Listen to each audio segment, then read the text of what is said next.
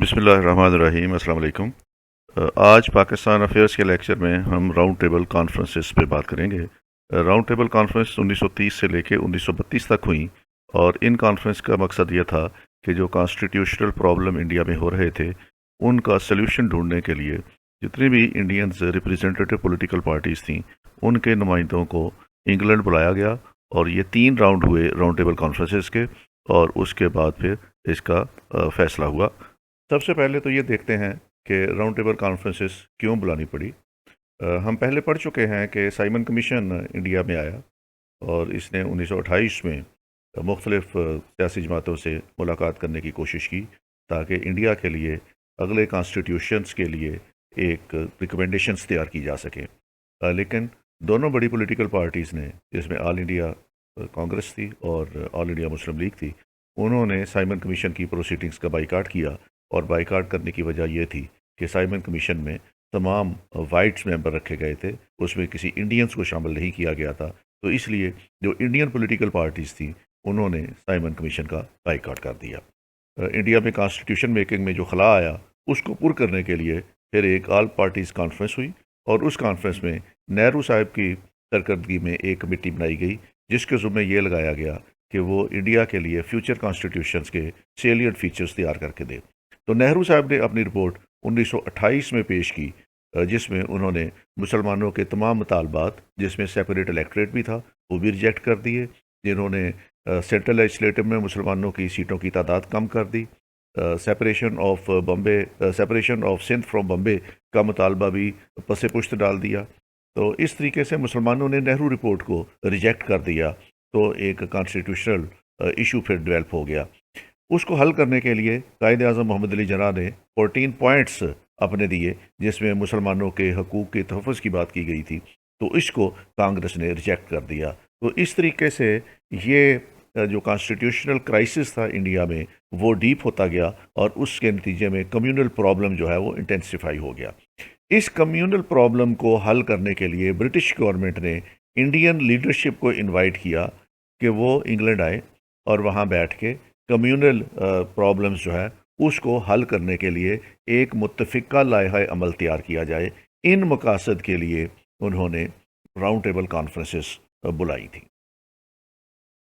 The 3 round table conferences 1930 to 1932 were a series of conferences to formulate future constitution of India in the light of suggestions given by the Indian leaders۔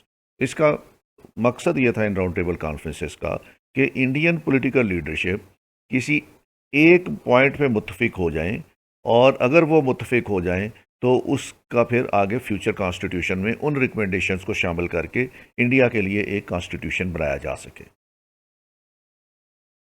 On June 1930 British prime minister Ramsay MacDonald summoned the Indian leaders to attend these conferences۔ تو 19 جون 1930 کو انہوں نے یہ invitation دی کہ Indian leadership جو ہے وہ انگلستان آئیں اور وہاں بیٹھ کے اس مسئلے پہ غور کریں۔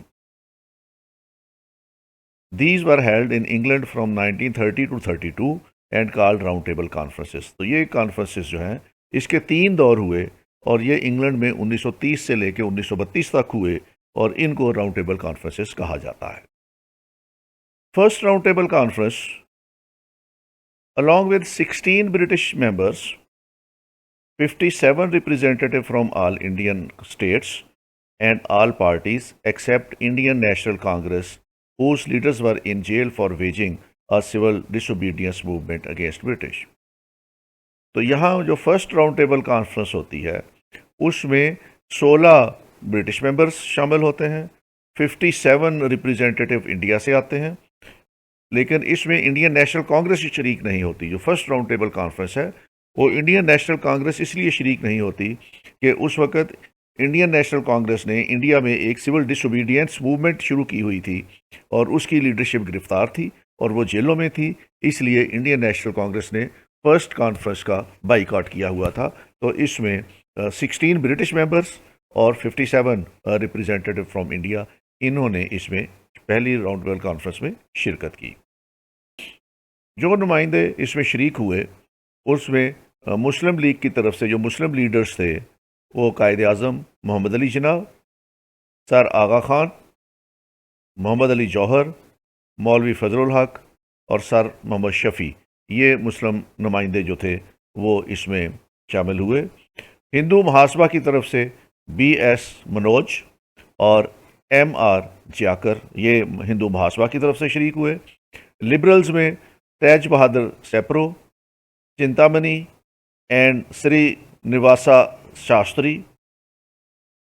سکھوں کی طرف سے سردار اجل سنگھ، اور ڈپریسڈ کلاسز جو تھی، انٹچیبلز جو تھے، ان کی طرف سے بی آر امبیڈکر جو ہے وہ اس میں شریک ہوئے۔ تو اس طرح یہ بغیر کانگریس کے علاوہ باقی جتنی لیڈرشپ تھی وہ اس راؤنڈ ٹیبل کانفرنس میں، پہلی کانفرنس میں شریک ہوئی۔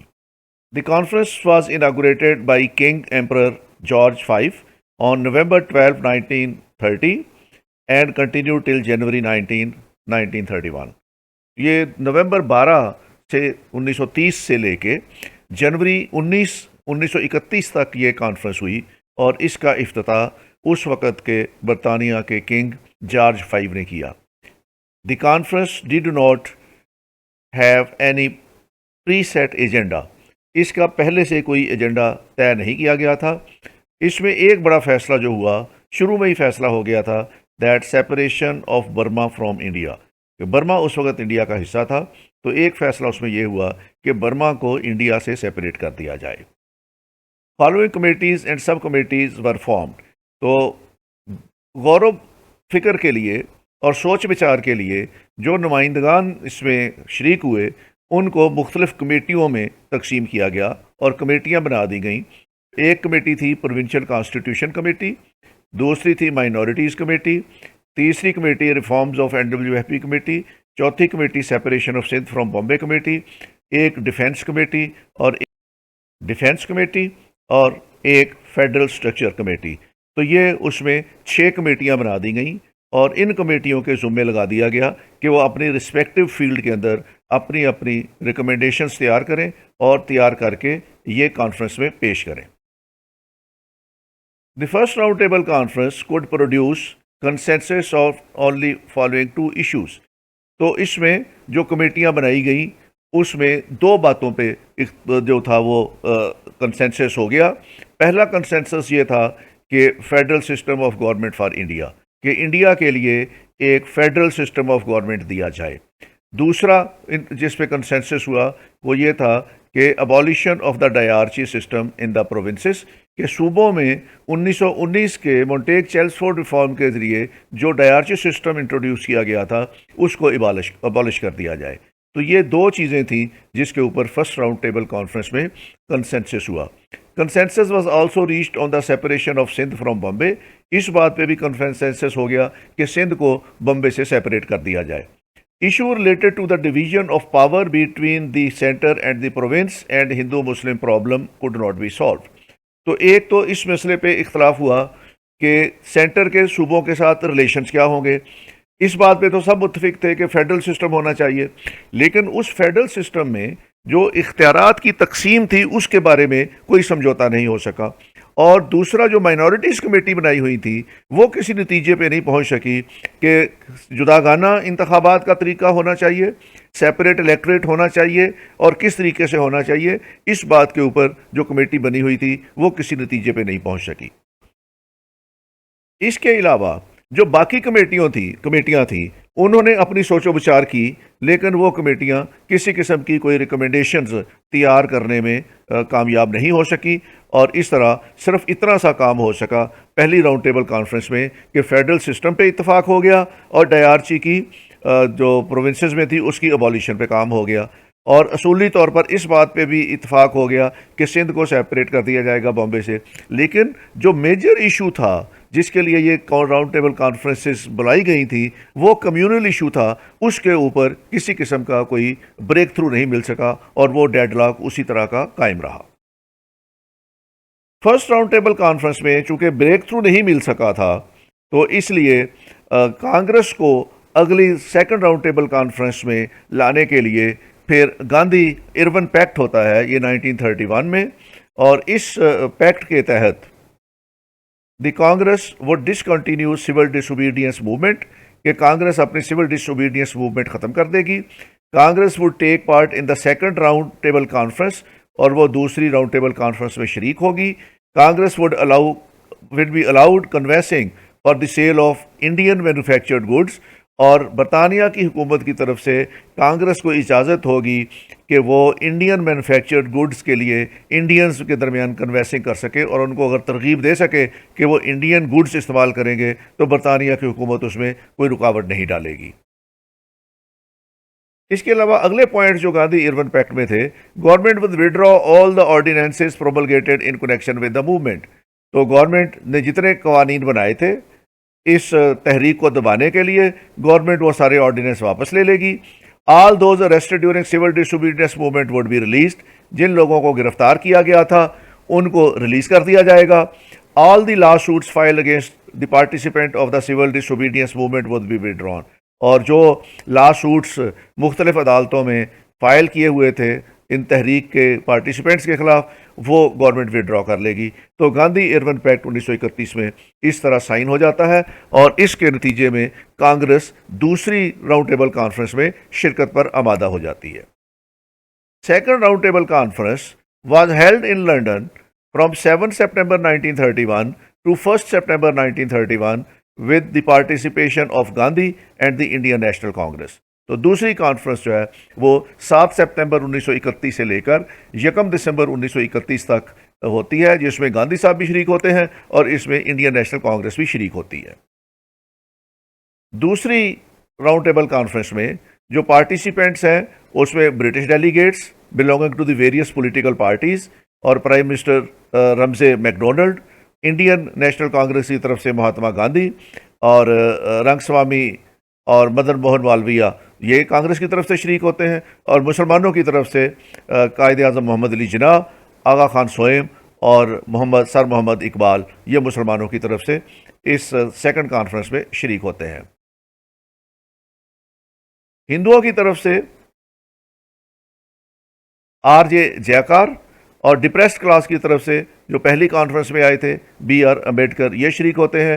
ویمن کی نمائندگی سروجنی نائیڈو نے کی، اور اس کے بعد liberals, Justice Party, Sikhs, Christians, Parsis, Europeans, Anglo Indians, تو جتنی کمیونٹیز انڈیا میں آباد تھیں ان سب کمیونٹیز کے representative second round table conference میں شریک ہوتے ہیں. اس کے علاوہ جو انڈسٹری ہے، لیبر تھی، لینڈ لارڈز تھے، ان کے ریپرزینٹیو وہاں شریک ہوتے ہیں. سندھ کو ریپرزنٹیشن دی جاتی ہے اور باقی صوبوں کے نمائندے اس میں شریک ہوتے ہیں. تو اس طرح یہ سیکنڈ راؤنڈ ٹیبل کانفرنس کا انعقاد ہوتا ہے. 2 committees were set up to resolve the federal and minority issues. Gandhi was member of both these committees. 2 کمیٹیاں تشکیل دی جاتی ہیں. ایک کمیٹی کے ذمے یہ لگایا گیا کہ وہ فیڈرل کے جو ریلیشنز ہیں صوبوں کے ساتھ، اس میں جو تقسیم کار ہے پاور کی یا power sharing formula between the federal government and the provincial government, وہ طے کرے. اور دوسری کمیٹی جو تھی وہ مائنورٹی کے ایشوز پہ کہ مائنورٹی کو سیپریٹ الیکٹوریٹ دینا ہے اور کس طریقے سے دینا ہے، یا مائنورٹی کے رائٹس کو کس طریقے سے سیف گارڈ کرنا ہے، اس کے لیے دوسری کمیٹی بنائی گئی تھی. اور گاندھی صاحب جو تھے یہ ان دونوں کمیٹیوں کے ممبر تھے.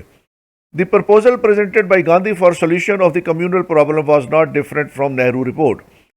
تو گاندھی نے جو تجویز پیش کی اس کمیٹی میں، جو مائنورٹیز کمیٹی تھی، اس میں وہ مور اور لیس وہی اسکیم تھی جو نہرو رپورٹ میں پیش کی گئی تھی اور جس کو آل انڈیا مسلم لیگ پہلے ہی ریجیکٹ کر چکی تھی. تو اس لیے نہرو کی اس رپورٹ کے ساتھ باقی ممبرز جو تھے وہ متفق نہیں ہوئے. جب متفق نہیں ہوئے اور اس میں ایک ڈیڈ لاک آ گیا، تو اس ڈیڈ لاک کو پھر آغا خان نے ریزالو کیا. آغا Khan brokered a deal regarding the minorities. Muslims, Anglo-Indians, the depressed class and Indian Christians were parties to agreement and supported separate electorate for minorities. All India Congress کے علاوہ جتنی communities تھیں انڈیا کے اندر جو مائنورٹی میں شمار ہوتی ہیں، جس میں مسلمان تھے، اینگلو انڈینز تھے، اس میں انٹچیبلز تھے، اس میں انڈین کرسچنز تھے، ان سب نے متفقہ فیصلہ کیا کہ انڈیا میں سیپریٹ الیکٹریٹ ہونا چاہیے. اور یہ ایگریمنٹ سائن ہو گیا، اور اس سائن کیے ہوئے ایگریمنٹ کو کمیٹی کے حوالے کر دیا گیا کہ مائنورٹیز یہ چاہتی ہیں کہ انڈیا کے اندر سیپریٹ الیکٹریٹ ہو جائے. تمام کمیونٹیز کے لیے سیپریٹ الیکٹریٹ ہو جائے. لیکن گاندھی صاحب نے اس ایگریمنٹ کو ریجیکٹ کر دیا. Gandhi rejected this agreement stating that, اور گاندھی صاحب نے کہا I can fully understand the demands presented by other nations but the demand made by the untouchables are extremely shocking. انہوں نے کہا کہ باقی قومیتوں کا تو مجھے سمجھ آتی ہے کہ وہ کیوں مطالبہ کرتے ہیں سیپریٹ الیکٹریٹ کا، لیکن جو انٹچیبلز ہیں وہ یہ مطالبہ کر رہے ہیں تو اس سے مجھے بڑی حیرانی ہوئی ہے، کیونکہ وہ انٹچیبلز جو تھے وہ ہندو سمجھ رہے تھے کہ یہ ہندو کمیونٹی میں سے ہیں اور وہ ان کو ایک الگ کمیونٹی تصور نہیں کرتے تھے. We don't want to separate the untouchables. The Sikhs, the Muslims and the Christians can live separately, but those who talk of the political rights of the untouchables are completely unaware of the conditions prevailing in India and its society. تو انہوں نے کہا کہ مسلمان مانگ سکتے ہیں separate electorate, Christian مانگ سکتے ہیں، اس کے علاوہ سکھس مانگ سکتے ہیں، لیکن untouchables are integral part of the Hindu community. ان کے لیے سوچا بھی نہیں جا سکتا کہ یہ ان کے لیے سیپریٹ الیکٹریٹ مل جائے گا، یا یہ ایک سیپریٹ کمیونٹی گنے جائیں گے، یا یہ مائنورٹی کمیونٹی گنے جائیں گے. تو گاندھی نے باقی لوگوں کے بارے میں تو ان کی جو بھی رائے تھی، لیکن انٹچیبلز جو تھے ان کے بارے میں گاندھی نے کیٹاگوریکلی کہہ دیا کہ یہ ہندو ہیں اور یہ ان کا فیٹ جو بھی ہوگا یہ ہندوؤں کے ساتھ ہی رہیں گے، یہ سیپریٹ کمیونٹی کے طور پر تسلیم نہیں کیے جائیں گے. The second roundtable conference was deemed a failure because of the many disagreements among the participants. تو دوسری جو کانفرنس ہوئی اس میں پارٹیسپینٹ کسی بھی پوائنٹ پہ متفق نہیں ہو سکے اور یہ ایک ناکام کانفرنس ثابت ہوئی. The major disagreement was on the issue of the separate electorate for minorities, particularly the depressed class or untouchable. تو untouchables پہ اور سیپریٹ الیکٹریٹ فار مائنورٹیز پہ کانگریس کسی بات پہ متفق نہیں ہوئی، اس لیے یہ ایک deadlock second round table conference میں بھی برقرار رہا. جب یہ برقرار رہا سیکنڈ کانفرنس میں بھی، the British decided to grant a communal reward for representing minorities in India by providing for separate electorate for minority communities. تو برطانوی سرکار نے فیصلہ کیا کہ وہ ایک اپنا کمیونل ایوارڈ دے دیں گے تاکہ کسی نہ کسی طریقے سے اس سسٹم کو آگے بڑھایا جا سکے. Previously, separate electorate was given to Muslims only, but in communal award, it was extended to all minorities living in India.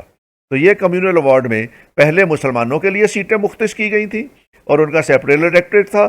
تو اب انہوں نے انڈیا میں جتنی بھی قومیتیں آباد تھیں، جس میں سکھ بھی تھے، جس میں مسلمان بھی تھے، جس کے اندر کرسچینس بھی تھے اور جس کے اندر انٹچیبل بھی تھے، ان سب کے لیے انہوں نے سیپریٹ الیکٹریٹ اور سیٹیں مختص کرنے کا فیصلہ کیا.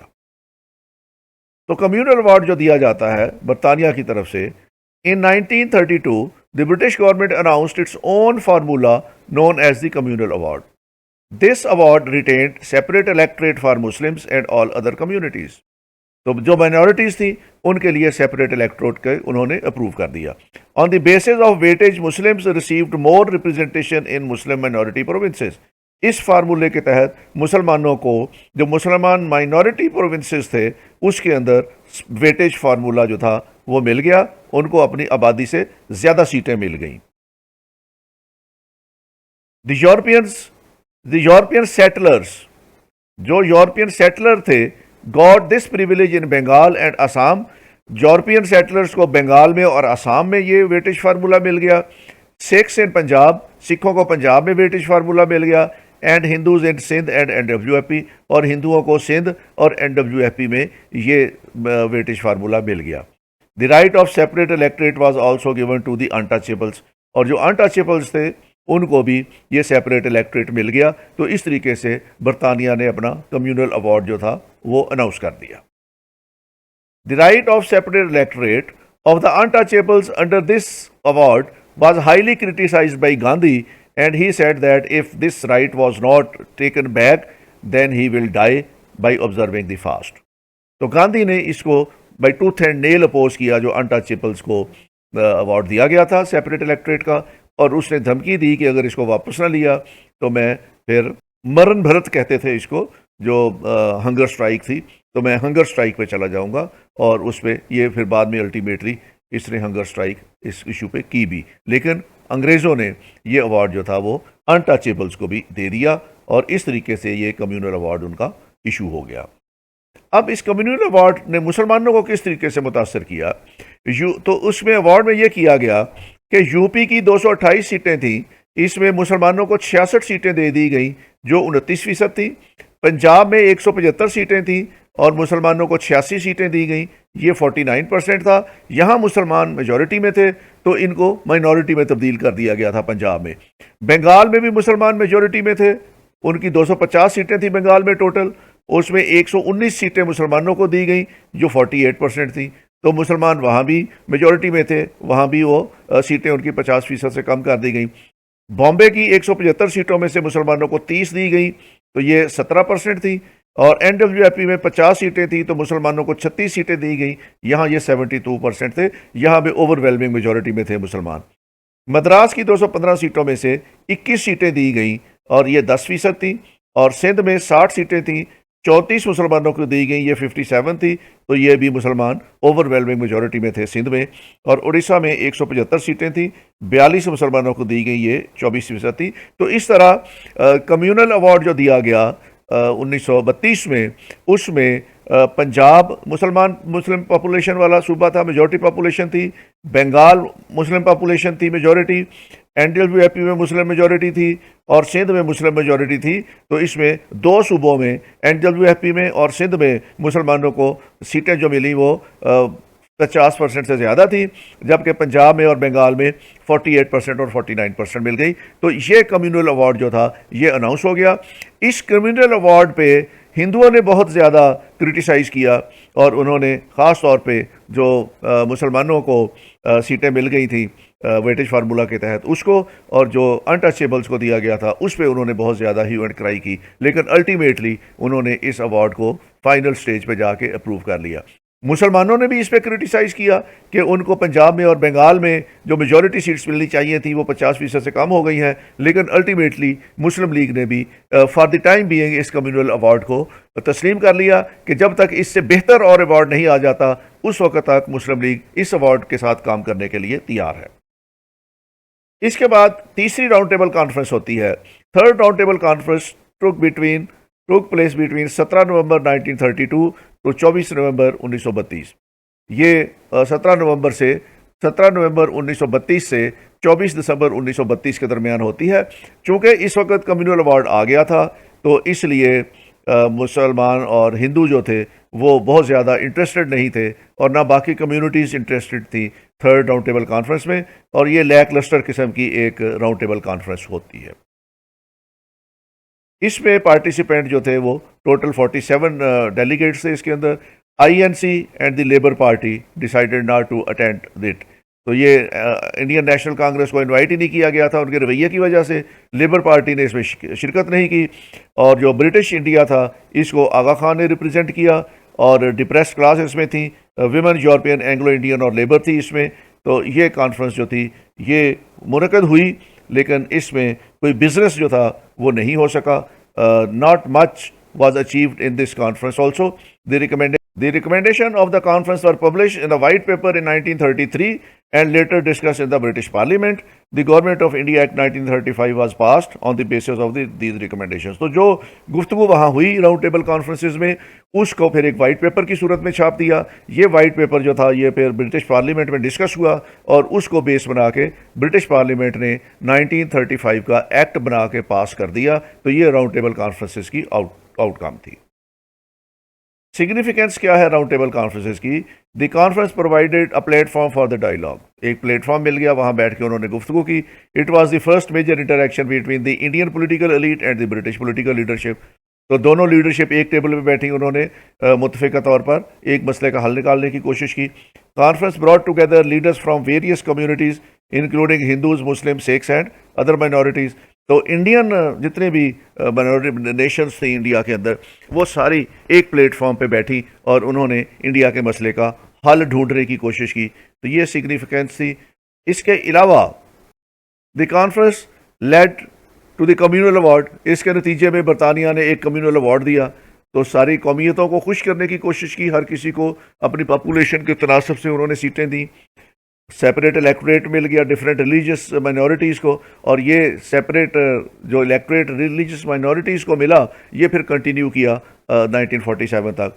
The discussion and outcome of the Round Table Conference influenced the Government of India Act 1935. तो इससे 1935 का एक्ट बना. तो ये सिग्निफिकेंस थी इस राउंड टेबल कॉन्फ्रेंसेस की. अब इसी पे अगर आपने मज़ीद किताबें पढ़नी है तो रियाज अहमद की कायद आज़म second phase of his freedom struggle 1924 से 1934, अहमद सईद की कायद आज़म a bunch of rare letters, S Gopal की दी voice royalty of Lord Irwin 1926-31, वहीदुज़्ज़मान की टूवर्ड्स पाकिस्तान, और एम.एच. सैयद की एम.ए. जना अ पॉलिटिकल स्टडी. तो ये आप रेफरेंसेस पढ़ सकते हैं इस टॉपिक के ऊपर.